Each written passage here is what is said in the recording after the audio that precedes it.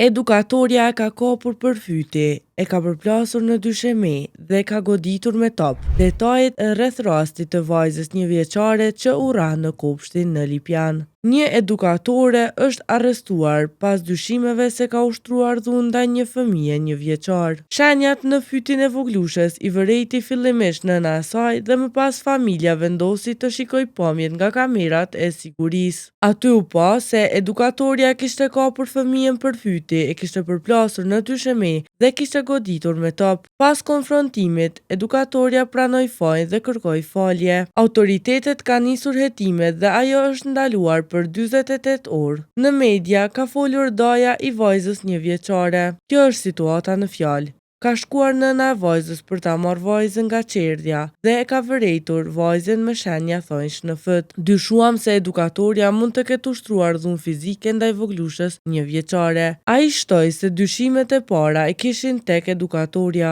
Pas kësaj e pam në kamerat e sigurisë që edukatorja në fjalë ka kapur për fyti, e ka përplasur në dysheme dhe e ka goditur me top. Prokuroria e Kosovës tashmë ka nisur hetimet për rastin.